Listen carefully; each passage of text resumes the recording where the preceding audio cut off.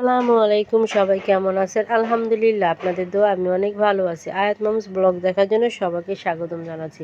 আজকে আমি মুরগি মাংস রান্না করব, তাই সিমি মটর দিয়ে আর টমেটো দিয়ে মুরগি মাংসটা রান্না করব। তাই সেইগুলো সব দিয়ে দিছি, সাথে কিন্তু ময় মশলা যা লাগে সবগুলো তাই দিয়ে দিলাম। এখন আমি ভালো করে কষিয়ে নিব। যেহেতু রোজার মাস, তাড়াতাড়ি করে রান্না করতে হয়, পুরোপুরি রেসিপি দেওয়া যাচ্ছে না। আর মুরগির মাংস কিন্তু এই যে আমি কিন্তু তেলের উপর ভেজে নিয়েছিলাম। আমি সেটাই ভাজা মুরগিটাই কিন্তু আমি এখন তরকারি রান্না করব। এই যে মশলাটা কিন্তু আমার পুরোপুরি কষানো হয়ে গেছে, তেলের উপরে চলে আসছে, দেখলেই বোঝা যায়।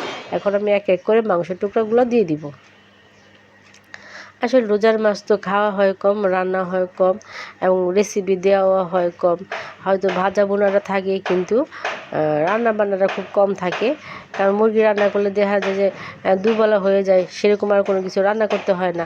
আমি কিন্তু মুরগির মাংসটা দিয়ে দিলাম এবং ভালো করে কষিয়েও নিলাম, এবং আমি ভালো করে একটু ঢেকে রাখি, রান্নাটা হতে থাক।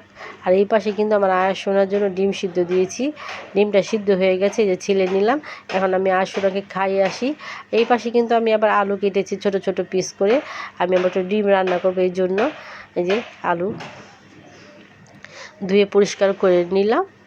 আর এই যে ডিম নিয়েছি, যেহেতু আমরা দুজন মানুষ এই জন্য ডিম কম।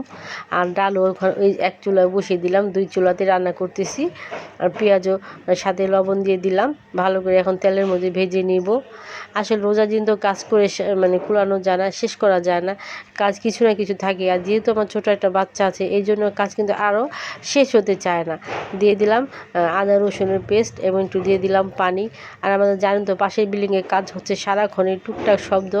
এই শব্দের মধ্যেই কিন্তু আমার ভিডিও মানে ভয়েস দিতে হচ্ছে।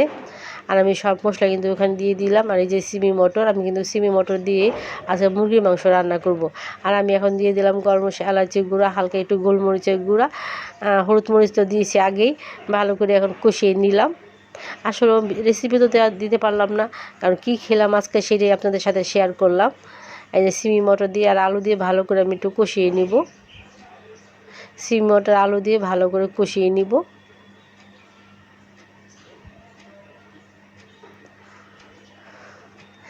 আসলে রোজার দিন বড় বড় ভিডিও করা যায় না, আর ভিডিও দেখাও যায় না।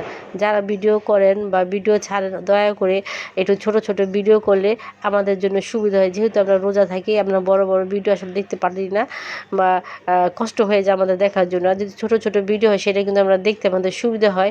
এক্ষেত্রে যদি সবাই মনে করে ভিডিওটা ছোট ছোট করেন, আমার মনে বেশ ভালো হয়। যেরকম আমরা ছোট ছোট করি, 3 মিনিট বা 4 মিনিট, এর উপরে আমরা যাইই না। কারণ এত বড় ভিডিও করলে আসলে রোজার মাস, সবাই কাজকর্ম থাকে, এত বড় ভিডিও আসলে দেখতে পারে না কেউ। এই জন্য আমি ছোট ছোট করে করি। আর আপনাদের রিকোয়েস্ট করবো, আপনারা ছোট ছোট করে ভিডিও করেন, যাতে আমরা পুরো ভিডিওটা দেখতে পারি। আমি কিন্তু মশলা ভালো করে কষিয়ে ডিমও ছেড়ে দিলাম। ডিমও একটু ভালো করে কষিয়ে নিয়েছিলাম। এই যে সিমি মটর ভালো করে ভাবে কষানো হয়ে গেছে।